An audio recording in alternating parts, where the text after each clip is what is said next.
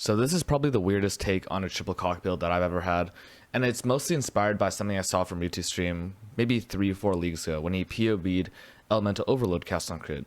Basically, the core concept for this type of cast on crit is that you use Ungil's Harmony to get a ton of critical strike chance, and then your form of damage scaling tends to not include critical strike multiplier. In my case, I'm going with a double cock setup with Bladefall, Blade Blast, and then an extra cast on crit with Hexblast to apply Shock, which will let me use Storm Secret to apply Vengeance, which will then apply the cast on crit for my Blade Blast. Yes, it's a few extra steps. It's not how I would ideally set it up, but it is pretty interesting, and it is able to do probably a lot of the content in the game. Right after I finished campaign, I took this character straight into Simulacrum, and I eventually got up to wave 28, and I think with some levels, just grabbing the life nodes you need and scaling the gear up beyond this budget setup, I think you can probably do all the content in the game without too much problem. There's no item on this build that I spent over 2 divines on at all. It's not a super budget thing, but it's also not something I want to invest a lot in right off the bat, just because I didn't know how jank the setup would be, and if mechanically it would even function. It's gone over certain iterations, and I think this sort of shows a possible way of doing a minimum viable setup for poison TripleCoC. A couple of things about the config for this POB. First of all, I have no idea how much damage this actually does. It's a poison build with something like an 8-second poison duration, so it's really hard to get a sense of what ramp actually looks like unless you're doing like an Uber boss. And the defenses are also a little bit misleading. Now it says that my max fizz hit is, for example, 7k, which is basically nothing. But I'm able to do Simulacrum pretty well even at this life level of 2.5k. Now I'm using both Eldritch Battery and Mind Over Matter, and this lets me use my ES pool as life, and I also have instant recovery, basically life gain on hit on both my ring, and then I have ES gain on hit from my Watcher's Eye with Discipline. I think I'll talk about the items first and talk about what's needed and what isn't. So Kaden Kulimak is one of the things that is actually not mandatory for this, as long as you're using a 2-hander or possibly a sort of Squire 1-hander setup, which is what I would definitely do in the end game.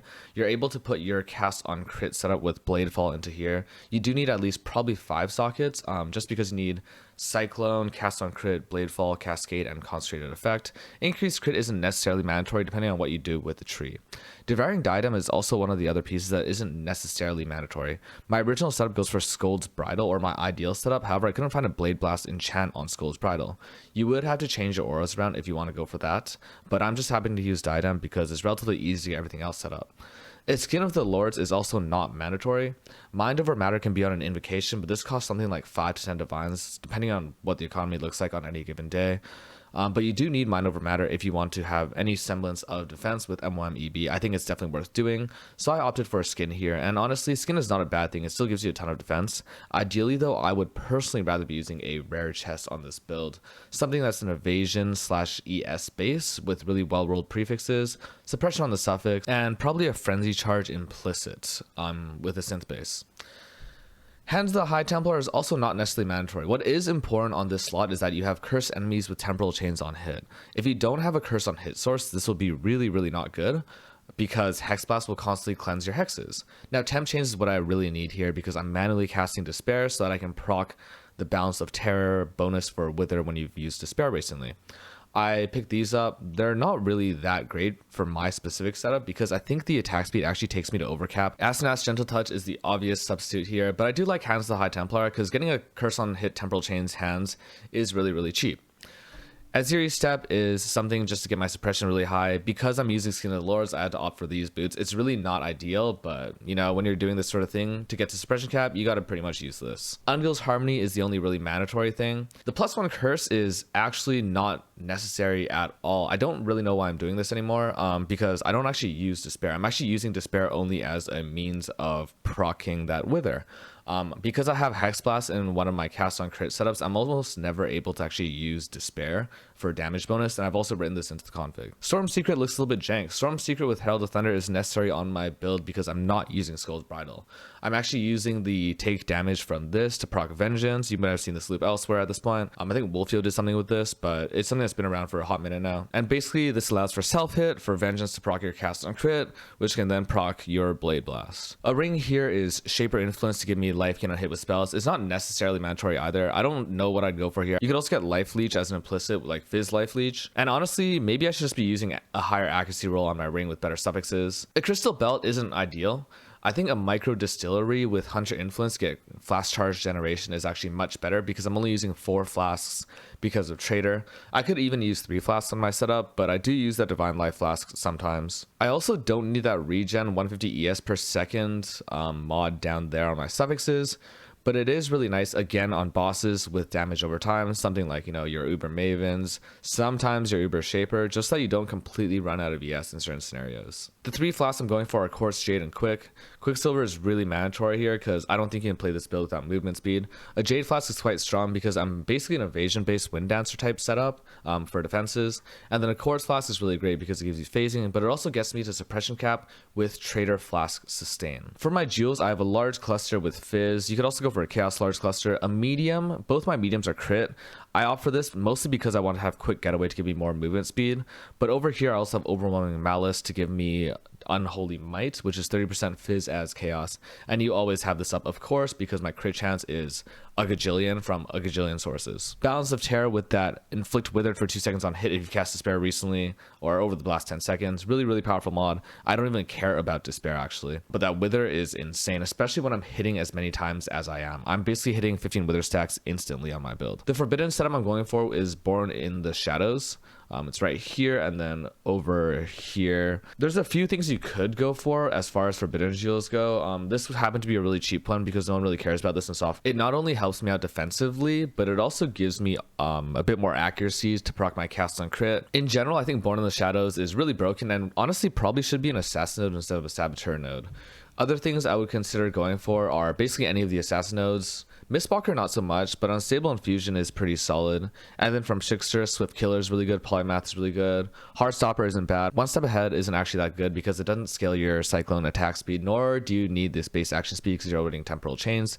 Escape Artist is actually pretty insane. Spellbreaker is crazy good, and Soul Drinker is also really good. So pretty much all the Trickster Ascendancy nodes would be fantastic. Harness the Void also wouldn't be bad, but not something I'd go for, and I don't think it's worth it. A Watcher's Eye gives me ES on hit with Discipline, really powerful. It gives me not only my mana sustain, but also a ton of EHP on anything that doesn't completely one-shot me, and you'd be surprised, even with my max hit pool, I don't actually get one-shot that much. And also this goes a lot higher once you know, level up, get life nodes. And then I'm going for the Grace of 8 here, just because this is the Watcher's Eye I found.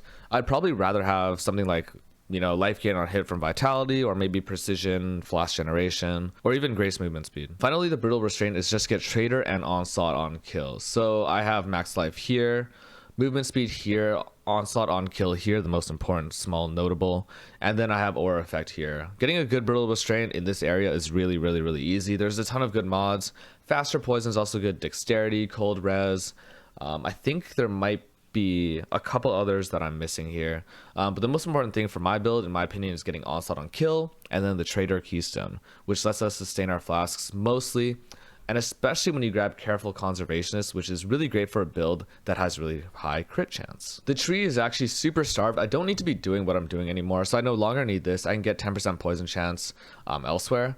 I start out through here, go down through here. I want to take as many good notables around here as possible because I'm a critical chance poison build.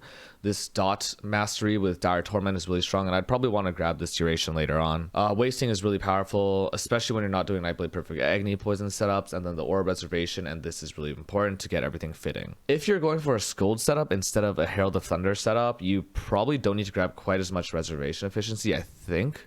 I was doing it originally, but I just couldn't find the right enchant. Over here, I grabbed Wind Dancer, really powerful. Flash Sustain over here, Inveterate for suppression, because you basically have no space on gear to do it with my exact setup. Life, Herbalism, Suppression, Intuition is really powerful. Some accuracy and attack speed for Finesse is quite nice, but I mostly get this because eventually I take Heart of Oak and try to go for stun immunity from a mix of Heart of Oak, a Flask Suffix right here for my Quartz Flask, and then going for Avoid Stun from Brutal Restraint rather than what I have here. So there's 20% per notable. It's not that important probably. I mean, even in Sim, I was running without Heart of Oak.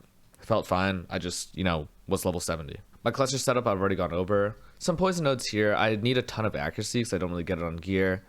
And then up here, I need this Fizz Mastery to get more blades, especially if you went for Awakened Spell Cascade, which I do think is actually really important for my build, but I can't afford this league because it's 14 Divines because of Impending Doom players. You still kind of probably want to get this, but I'm not entirely sure it's that great. In any case, that lingering blades 20% is really strong, and Force Shaper is a good node to begin with. You do want some attack speed, and the cast speed helps make your despair cast time much better. Over here, you get more poison chance for your Blade Blast, some aura effect scaling, and then this Curse Mastery for poison chance is really great early on, unless you have other sources of poison. Whispers of Doom is really powerful, especially if you don't have this +1 curse on Ungol's Harmony. Again, this actually does nothing for my build at this point. Kind of just made a mistake here. Because the actual only two curses that are applying damage-wise and consistently are Poacher's Mark and Temporal Chains off my gloves. This Poacher's Mark is really great because it not only gives me some better sustain, but most importantly, it gives me Frenzy Generation, and it can't be cleansed through Hexblast.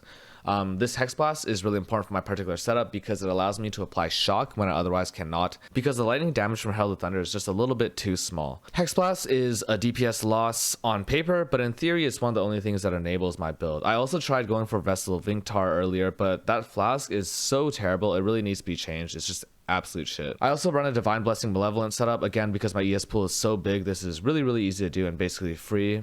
Otherwise, Bladefall, I've talked about this setup. Increased crit was used early on. You actually don't need to run Hexblast if you're not doing, bosses and stuff, so there's that option. Grace, Discipline, Period of Elements, Herald of Thunder in my helmet, which is Devouring Diadem. One of the easy ways to fit all your auras. Frostblink is my movement skill of choice. I would go Flame Dash for a lot of fights, but Frostblink while you're mapping is pretty smooth. Despair is being manually cast, again, only to apply Wither. You don't even need to hit bosses with it.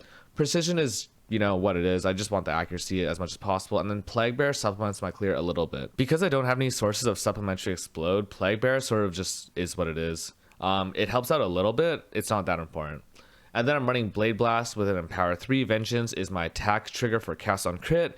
Increased AoE is actually probably one of the biggest damage supports for Blade Blast no matter what, because you want to have low Blade Fall area, high Blade Blast AoE, and then increased crit strikes. For consistency, I'm not sure if this is the best in slot here, but it fits my colors, and honestly, I would rather not miss my crits. The last thing to cover is the Ascendancy choice. So I can actually go Mistwalker. I'm not entirely sure, but I think that Elusive, as far as its damage avoidance, would also help to mitigate what Storm Secret does to you. And if you're mitigating what Storm Secret does to you, then you'll also have a lower chance of proccing Vengeance. I think this is how this works. I'm not entirely sure. If it doesn't work like this, I should probably be taking Mistwalker instead of Ambush and Assassinate. So the choice I'm confronted with is between Unstable Infusion and ANA. So Unstable Infusion helps to give you a better cast on crit consistency, whereas ANA gives you, the damage and raw stuff this gives you. Now, I'm not entirely sure which one is better. It's really dependent on how you set up the rest of your gem links, how many crit nodes you have on your tree, and whether or not you're valuing clear consistency or boss crit consistency. For now, I'm taking this because I really like having the Culling Strike, and I just think it's better if I'm running increased crit on my Vengeance setup. But hypothetically, you would probably get enough critical strike chance quite easily, especially if you, go for like a Diamond Flask, or just have more crit nodes on my tree.